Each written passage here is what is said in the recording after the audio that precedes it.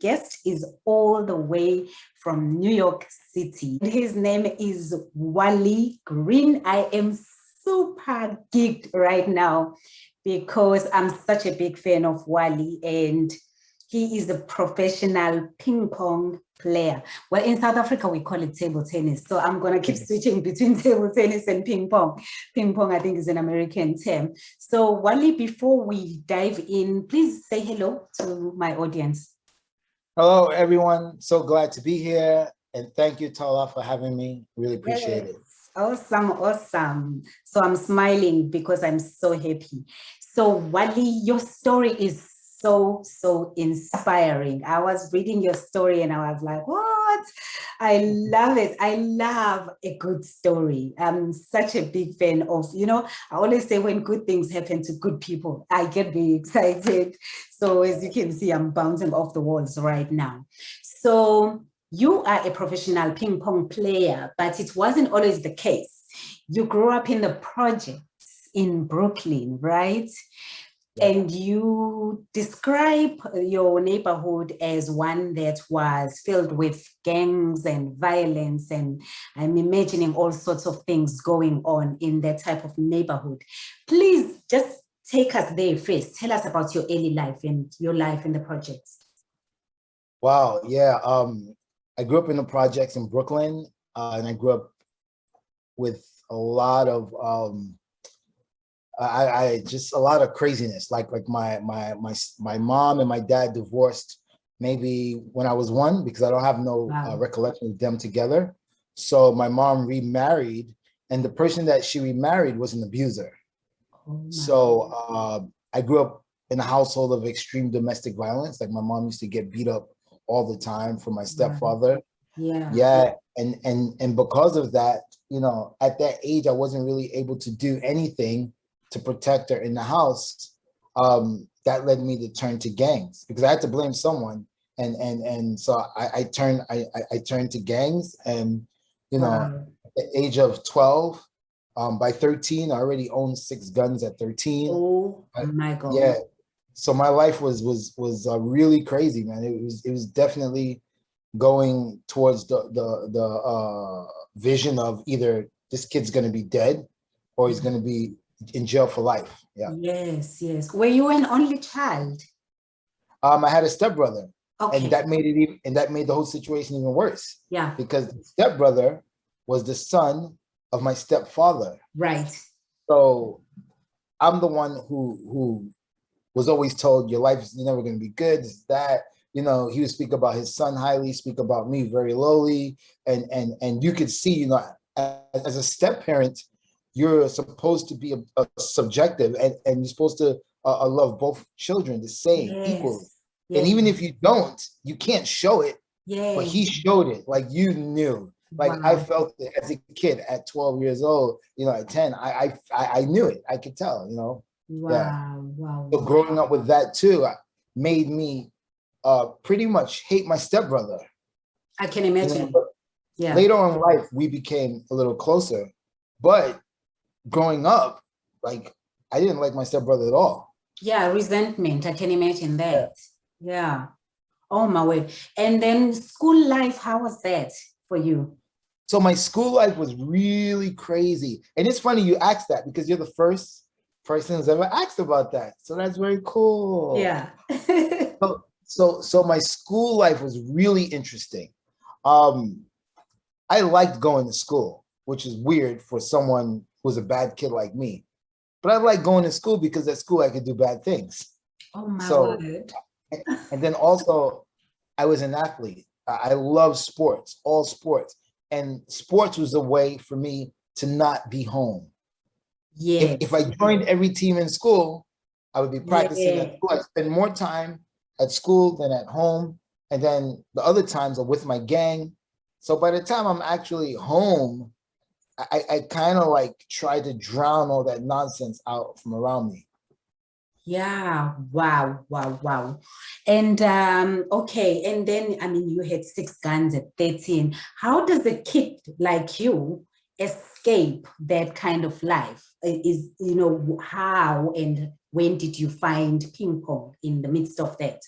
Oh man, I got really lucky. You know, it's the biggest problem in kids with that situation is, you know, you get lucky. I stumbled into the sport of ping pong, a sport that I hated. I hated this Oh, sport. They had it in my high school. I made fun of all the kids who played this. I made fun wow. of them. You know, I That's played football, I great. played basketball, and I was a stud, I was a superstar. And these guys were playing ping pong. And I was like, what kind of sport is this? So this is a sport that and this is crazy because this just shows you that you never know what can change your life in the future. Like you never know, and it'll be the Yep. most thing that you never think of, Yeah. right? So I hated this sport. I really despised this sport. But I got into shooting pool. I went to a pool hall to shoot some pool with a pool stick that I had stolen, by the way. Had stolen the pool stick, right? And a pretty expensive one. So I thought I was good because I got away with stealing it and I had it. So, but I quickly found out that I wasn't that good. I got hustled for some money, got upset, hit the pool stick on the table. The pool stick shattered. There's a bunch of kids, a few kids playing ping pong. There's some ping pong there. Went up to them as a bully and was like, yo, I want to get a hit. So they gave me the racket. They hit the ball to me. I smashed it on the table and it just luckily went on. And they were like, oh my God, do you play? And I was like, no, I don't play this. And they said, oh, there's a club that you can, where people are playing professionally and then they're playing. And I said, what? There's an actual club for this? Are you kidding me? So I went down to this club on the basis of it sounding like a joke to me. And the other half that I was an athlete. And if there was a professional side to this, well, I mean, is there even a Yes. professional side to this? I wanted to see it. Yeah, so that's how I started the idea of that sport. Wow, wow, wow. And I love, I saw this quote that you said somewhere that you went from pistol to the pedal. And Yeah. it just sums it up so nicely. And no drugs. Did you escape the life of drugs? I mean, I'm still in your early childhood. Yeah. I never, for some reason, I never got into the drug part of the gang life. I just wasn't interested.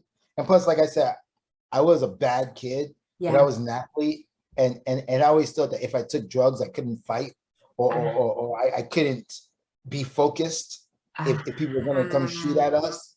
So I never messed around with any drugs. Yes, yes, I love that. And then you talk about the fact that ping pong actually saved your life. Yes. So then how do you get from Brooklyn to North Korea? How does that happen?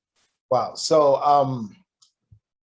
I started going to that ping pong club I talked about, and nobody would play with me because nobody knew me. And I was getting so angry because, you know, I was that kid that got guns and, well, you don't want to play with me, man. I'll shoot this place up, you know. And I was just, and I want to be where people don't want me to be. And I felt like they didn't want me to be there. So I said, okay, I'm going to be here every day. So that's what I did. And then a guy came up to me one day and said, hey, do you have a partner? And I was like, oh, no. He goes, well, I need a partner. I'm in and out of town for business, and I'll pay you $20 every time you play. What? 20? Whoa, what? $20 to hit with you? Of course, yes. Because you know, back then I didn't have any money. I grew up poor. You know, I had no money, and you know, a And lot you of were times I stole young, food. and $20 is a lot of money. I Yeah, can. yeah. I was like, for sure. So I play with this guy, you know, 2 or 3 times a week, and he paid me $20 cash. It's the best. And then one day I went to the club, and I was bending down to pick up something, and the gun fell out of my bag. Now, I had previously spoke with him about my gang life. Never mentioned the whole gun thing, but he understood that I was in a gang and this is what we do. But Wait, were you taking the gun to school? Did you every day. Oh my word. Okay. I've been arrested in school with a loaded weapon. Yeah. Wow. Yeah. Everywhere I went, it went with me. Because you know, when you grow up in that life, you never know when someone's gonna come for you. You don't know. Sure. Because Yeah. it's a crazy, like people don't understand. It's a crazy circle that never ends. So for example, one gang member kills somebody from your gang member. Now you retaliate, you kill somebody from their gang. Now they're angry that you killed the guy from their gang, but they forgot about that they killed the guy from your gang. And it just Right. keeps going Yes. in a right. So Yeah. and this is how these crazy gang feuds stay alive forever, and they never end. They never ever end. And so you never know when someone's Yeah. gonna run up on you. You never know. So I always carry like protection. Yeah, I mean, I can imagine it's either you kill or be killed. You know, it's that type of life. Yeah. Yes, yes. Anyway, let's carry on. So the guy sees your gun falling. So yeah, so the guy saw it, and the first thing I thought was, oh man, there goes my $20. That's it. My $20 is gone. I'm not gonna make $20 anymore. That's all I cared about. And at the same time, I picked it up and said, I gotta go because I don't know if he's gonna call police, and I didn't want to stay around to find out. So Yes. I left, and I just kept thinking, damn, man, you just lost $20. Like, you're an idiot. How could you not be, how can you not pay attention? And he called me 2 days later, and he says, hey, are we still playing? I was like, what? Oh, he still wants to. I was like, all right. And I just thought in my head again, bing, ching, ching, $20, $20, let's go. So, I go, I play with him, and we played, and he says, hey, you know what? I want to invite you to my house. Okay, to your house, which is weird because you're a white dude that wants to invite this black kid from the projects who you just saw carry a gun, who told you about his gang life, to your house in the country with your family. So I was like, okay, $20, I'm doing it. Let's go. I'm not gonna eat it. Everything's about $20 right now. And I think the thing that made me comfortable with doing that is because he never ever mentioned about the gun that he saw that fell in my bag. Right. He never ever said, oh, you shouldn't be doing what you're doing, because if he would have said that, I would have just ghosted him. Because when people tell me stuff like that, I leave. So he never mentioned it. And so I was like, all right, so I'm in his house playing with his family, and it's cool. And I think he wanted to give me a sense of what a real family is supposed to be like. Yeah. So he had a ping pong table in his house, so I'm playing with them. And then he says, hey, I want to help you. I see that you're very interested in ping pong. I have a connection in Germany, and I'm going to pay for you to go to Germany to learn ping pong. Wow. Like, what? Wow. Yeah. How old are you at that point? At that time, I was 17, between 17 and 18. And really going off the deep end, because there's a little part which I didn't talk about. From 14, I got arrested in school with a loaded weapon. They wanted to give me 10 years in jail. So I would go from juvenile to adult because I had some prior stuff. But like I said, I always went to school, and I had good grades. And my mom convinced them to send me to Africa, that they would send me to Africa to boarding school. Wow. Yes. So I went to Africa to boarding school. I came back at 16, was much stronger, then tried to kill my stepfather. Wally.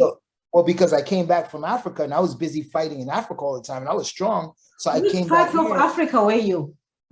I was in Nigeria. Okay.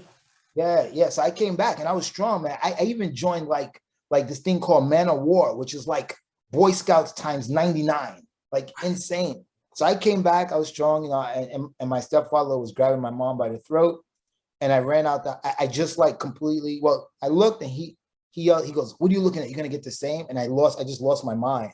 So all those years of growing up, just lost my mind. I ran out the house. Anger, I ran out. I came back. I don't even remember running out. I ran out. I came back. I went to go get a gun from my friend's house. Came back, and I put it to his head, and I was gonna shoot him. And then my mom called the cops. My mom said, "You guys should hurry up. My son's trying to kill me." So I almost shot my mom and my stepfather. Yeah. Were you mad at your mom as well? Yeah, because my mom called the police and said that you guys have to hurry up. My son's trying to kill my husband. Not my husband's beating me up and has been beating me up. No. So I just started shaking. I started crying, and I went into this crazy mindset that was like just insane. And I put the gun to both of them. I was going to kill both of them. And luckily something came to me and said, hey, if you do this, everything that your stepfather said about you is going to come true right now, this very moment. Just get the hell out of the house. And then I came to my sense, and I was like, you two deserve each other, and I left my house. So so that was already at 16. Yeah. So I spent 1 year living in the street, and then 17 is when I met this guy. Wow. Yeah. So yeah, so So it was now crazy. he wants to pay for you to go to Germany. To Germany, yeah. Yeah. And I was like, what? That's crazy. And the only thing I knew about Germany was Hitler. So I was like, why is this dude trying to send me to Germany? Like, to the Nazis. yeah, it doesn't even make sense. But you know, I was like, hey, you know, let's do it. And he did. He was a man of his word, man. He paid for me. I went to Hanover. I lived in a sports school where all the best athletes of whatever sport they played lived together. Wow, And that's that amazing. was the way I got out. And that was the start, the beginning of the change. Of a different chapter, yeah. Yes. Wow. And how long were you in Germany for? So I originally went there for 2 months, but prior to that, I met some people who were from Germany, who were professionals, and they said, if you're ever in Germany, you should give us a call. And I was in Germany, so I gave them a call. So I wound up staying about 4 months. But the most important thing about that particular trip, you know, when I first got there, nothing changed about me. Just because I went to Germany didn't mean like I was like this brand new kid who was like, you know, nice. No, it was the same exact crazy, dangerous, violent kid that was now with a bunch. Let me tell you, if they would have known about my history, I think they would have been like, no way, this kid can't be here, right? So I'm still the same kid, but something really crazy happened, and people were being so nice to me that no one was giving me any fuel for my fire. So no matter how angry I wanted to be, no matter how I wanted to, I try to start stuff. People say, oh, you're from New York. Oh my God, we love that. Oh, you know, blah, blah, blah. And everybody was so nice and so sweet. And I was like, whoa, what is this? This I don't know. This is crazy. And I want to be angry, but I can't be angry. I don't know how to be, I don't know what to do. Yeah. So you know, there's a saying, it's called killing you with kindness. Yes. It's a real thing. It is so, I've experienced it. And let me tell you, you get so confused that you don't even know what your purpose is. You don't know why you want to be angry, if you want to be angry, because they're not even entertaining that idea at all, because they don't know about you. So they're, you know, genuinely being, we love you. And so, you know, eventually I was like, hey, why are you angry again? Why are you acting like this? You're not in America. You're not in that domestic violence house. You're not in a gang, and you're actually around people who actually care about you. Genuinely. And you don't have to do anything for them. Yeah. Like, you don't have to protect them. You know, you don't have to do anything for them. This is genuine. So that right there, at that point of like the second and a half month, was when my mindset changed, right? Because that's where the mindset changed. And I started to see things differently. Wow. Sure, I love this story. Okay, and then you come back to New York from that. And then when did North Korea happen? Oh, all right. So I came back from Germany. I started playing all these tournaments. Then I got a big break. So the big break is kind of what set me up for everything. I was playing a tournament in Chinatown against a kid who was from China, and we're playing this match, and this kid was making all these noises in Mandarin or whatever language you speak, Cantonese, whatever we speak at the time, like, and I was like, I said, all right, you want to play this? I'm going to make some noise too. And I'm like, that's it, baby. Come on, take him down. So I had brought a whole different dynamic to the sport of ping pong. Like, no one in the world has seen this ghetto mentality in this sport. It's sort of like when John McEnroe was in tennis, or when Agassi was in tennis. They brought this bad boyness. So that's what I did. And I was lucky enough, Rockstar Games who makes Grand Theft Auto, one of the biggest video game companies in the world. They were there and they were like, hey, we love you. Do you know Rockstar Games? I'm like, hell yeah, I play Grand Theft Auto all the time. And they were like, well, we're gonna make the world's first ping pong game. Would you be interested? Hell yes. The answer is yes. Rockstar Games, yes. And so I made this game with them, traveled a bit in Japan, different countries to promote the game. And after that, I was like, hey, you know what? I want to play pro. Let me ask Rockstar Games to sponsor me. And I did. I said, hey, I want to play pro on a pro tour for the US team. And would you guys sponsor me? And they said, yes, we would. Come up with a budget. I did. And they sponsored me. So that's how I traveled all around the world. Wow. So I started traveling to every major country in the world, playing for the US team on Rockstar money. My mind is becoming more open. I'm starting to have more understanding for people in culture. Different cultures, yes. And different understanding for what's going on around the world, right? And so I was a totally different person now because of the sport and the ability to travel around the world and meet so many different people. So it truly opens your eyes, doesn't it? Yes. Yes, sure. And then I have been getting a lot of really cool stuff like write-ups in newspapers, magazines, Good Day New York, Steve Harvey Show. I know, I was gonna ask you about that. Yes, I saw that.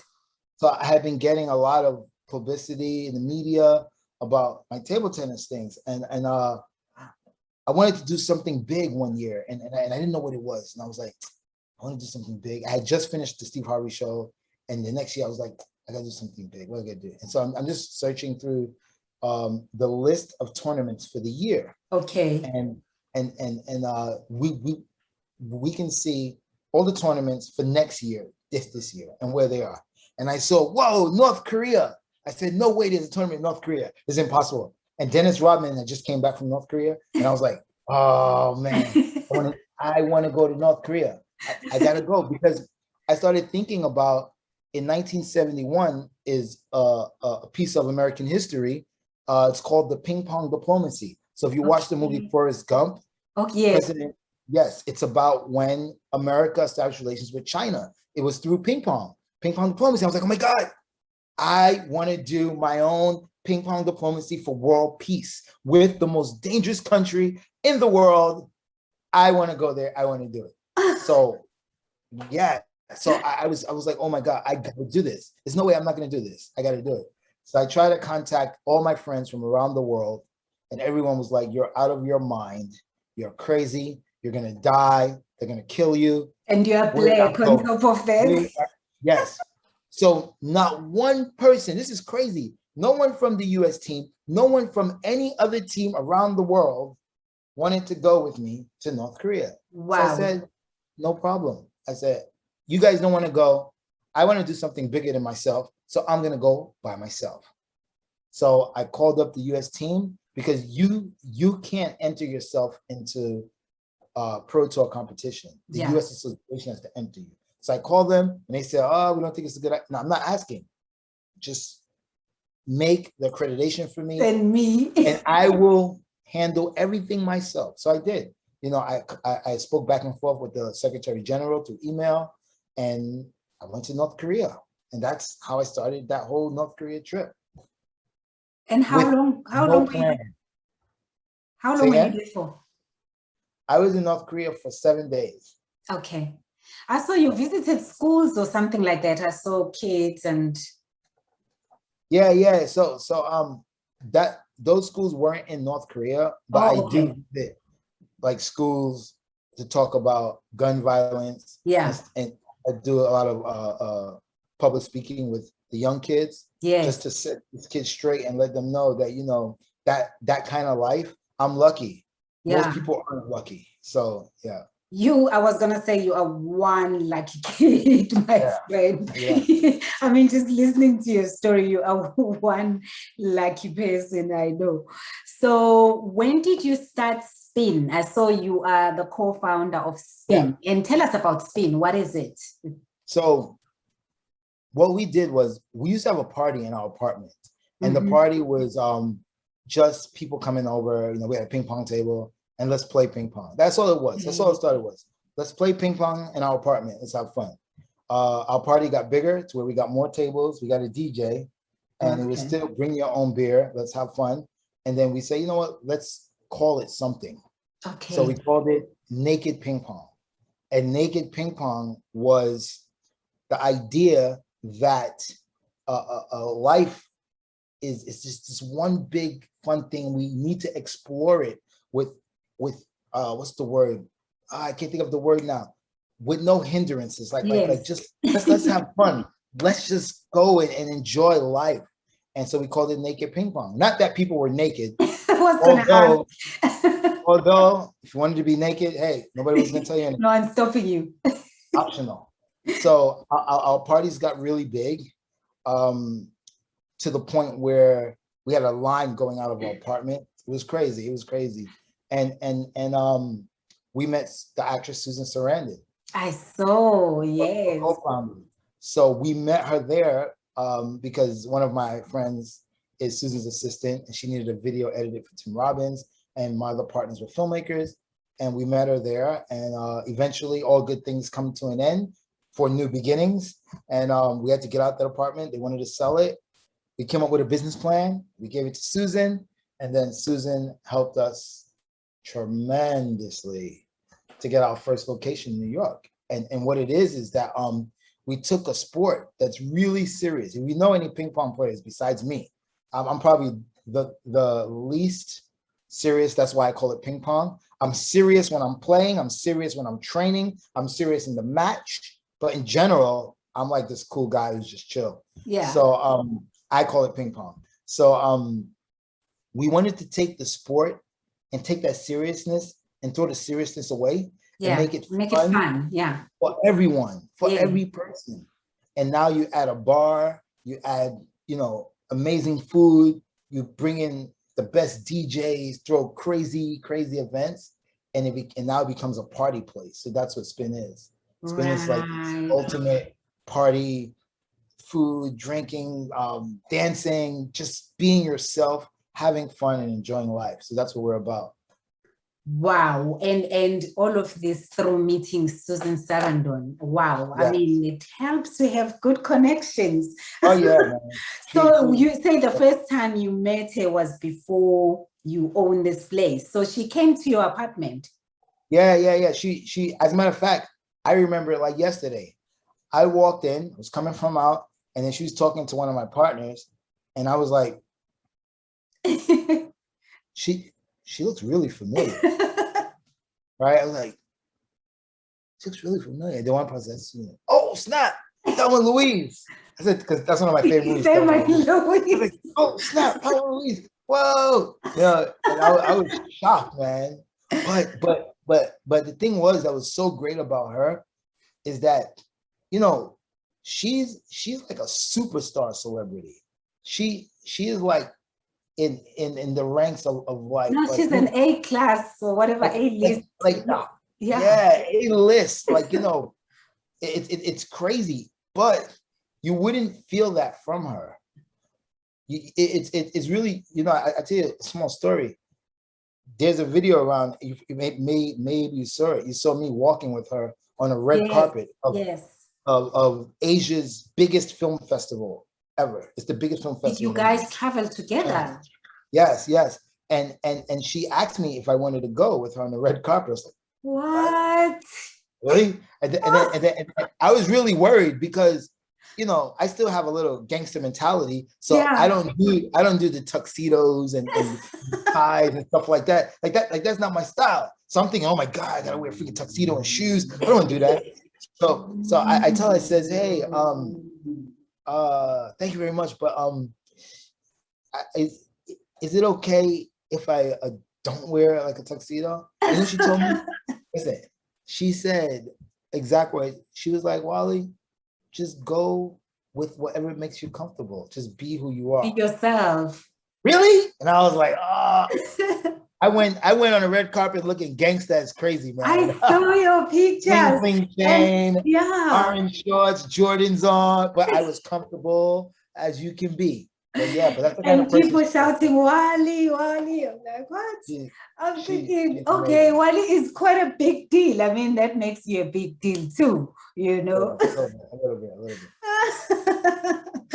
No, that's amazing. And the Steve Harvey. Oh well, before we even talk, you already touched on that. But I mean, I saw some of your accolades. I mean, some of the stuff that you've done. You were featured in the ESPN magazine. You have a documentary on National Geographic called The Table. Oh my God! I feel like I'm surrounded by greatness. Thank you. Just being in your presence. You can see I'm girl fanning right now. So tell us about the tables, the documentary. Oh man, the tables. I tell you, it's one of the best things that I ever became part of, because I was never into film ever. I Yeah, didn't care about film. I just watched it on TV, and that was as far as it went. Never yeah, interested. And one day so let's go back a little bit. 11 years ago, maybe going to be 12 years now. So our club's been open for 12 years. So 12 years ago, we saw this space in Bryant Park, and I was like, this is amazing space. We should put 2 ping pong tables here to market our club. So that was the purpose of okay. these 2 tables. We spoke to the people at Bryant Park. They said, yeah, it's a good idea. Have my sponsor deliver 2 tables, permanent tables in Bryant Park. So people always go there and they play every day, from your Yeah, homeless guy to your rich guy to your all these different characters who would never in a million years hang out yeah. every day together as friends playing, right? So I heard that there was some guy trying to shoot a film about ping pong. And I was like, what? There's a guy shooting about ping pong and I And don't I'm know not about in it? it. Who is this guy? Right? So one day randomly, I went there and I saw a guy with a camera, like shooting. And I went up to him and said, hey, are you shooting a film about, are you making a film about ping pong? He goes, oh yeah, I am. I said, hey, my name is Wally Green and I'm going to make your film a lot better. And that's how I started working together with this guy on the film, man. And it was crazy because it was another new chapter in my life. You know, I traveled to over, I don't know, over 50 film festivals across the country, like crazy. I was always traveling for the film, doing Q&As, doing panel, and our Yeah, film won a total of 45 awards, best short wow. documentary, including original selection. I mean, we could have got to the Oscars. It was crazy. And so because of Wow. that film, that made me love the film process so much that now I'm doing my documentary about my whole North Korea trip called my North Korean ping pong diplomacy. So now I'm working on that now. Yeah. Wow, wow, wow. I mean, one of the things, a quote from you, I saw somewhere, you can see I was stalking you, says, anyone can create wealth, but what have you done to create history? Yeah. And you are busy creating your own history. Trying. That's amazing. That is like, I mean, we've spoken about some of the highlights of your life, and I don't know if there are any more that you wish to talk about, like some of the amazing things or the amazing people you've worked with. Not that we are interested in them, but I mean, it just shows the highlights of your life, right? So, right now I'm waiting for a project to come through with Nike.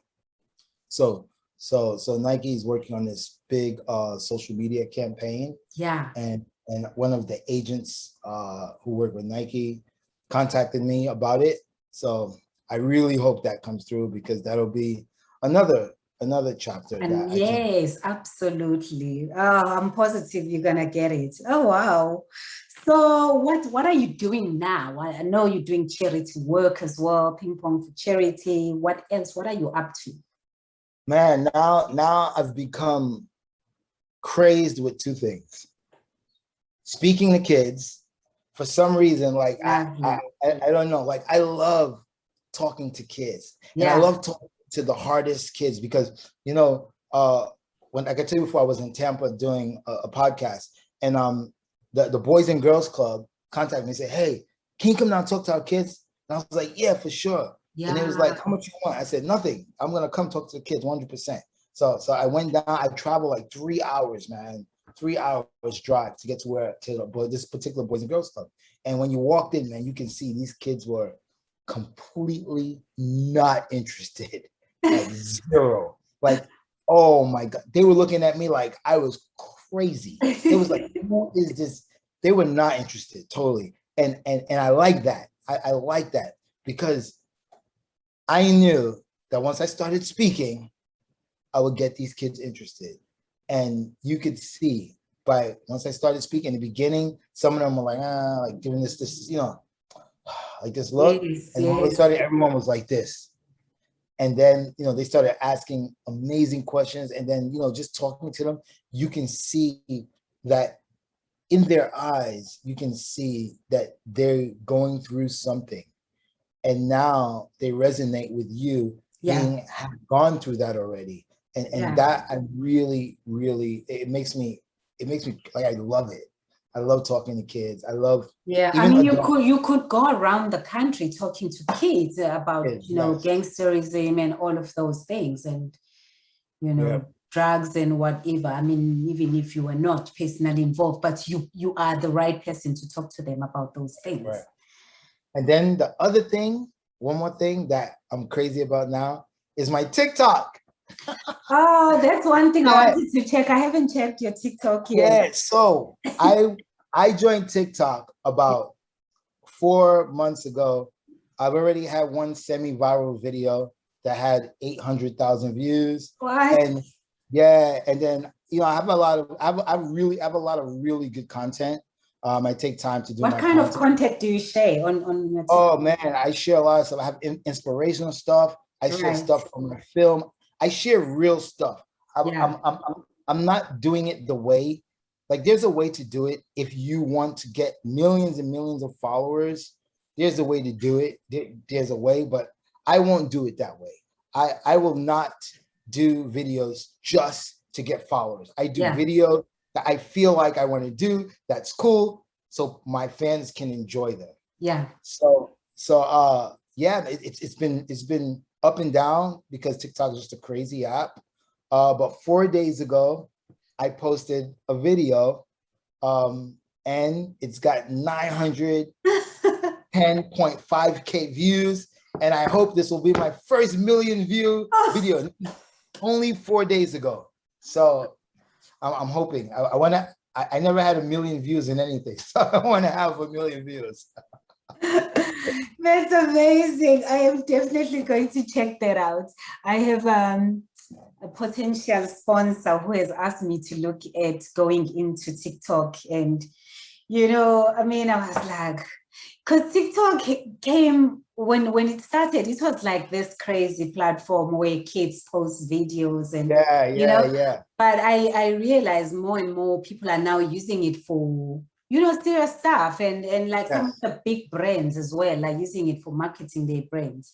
So it's really blowing up. Like, listen, you know who I saw on TikTok today who did a live, and I was like, this is nuts. The Rock.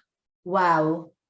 Dwayne Johnson was on live on TikTok this morning. And I was like, everybody. Oh. Yeah. I follow Mel Robbins. I don't know if you know Mel Robbins. And she's on TikTok. And I mean, she's quite big on TikTok. I was like, if Mel Robbins can do it, so can I. Yes. Wow, that is amazing. And your charity work, we're going to be wrapping up soon. Yes. So I work with a charity called Big Brothers and Big Sisters. Okay. So they have certain events and I always support these events, and my club supports their events as well.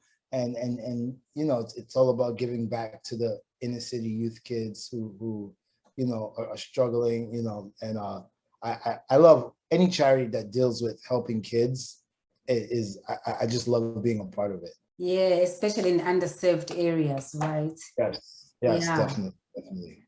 Because like I said, I was really lucky, and not everyone is as lucky, and I'm gonna say most aren't as lucky. So it's always good if there's some other outside source that can really reach these kids and say, hey, there's another way. Come hang out with us. Come try this.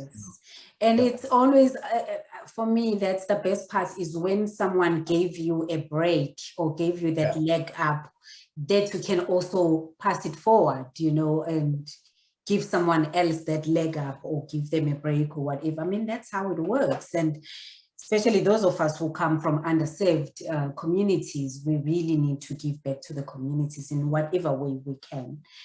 So I love that. And you are writing, aren't you writing a book or something?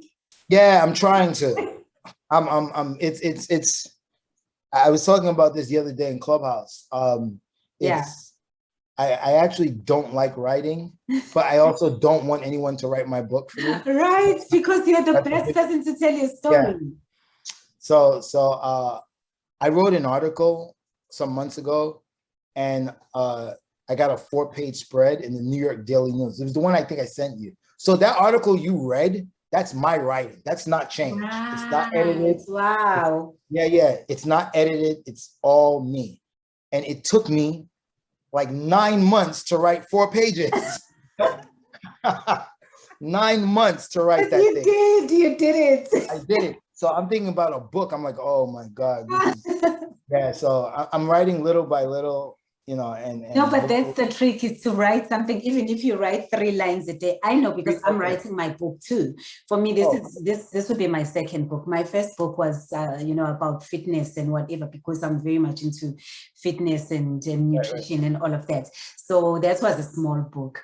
But now I'm writing a book about my life. And for me, the funny question I was asking myself the other day is, at what point though do you stop writing about your life? Because your life continues. Right. I feel like every day something happens to me, I'm like, that's going into the book. That's a good idea, actually. Yeah. So what I do is every day I write a few lines. But yeah, sometimes you get writer's block.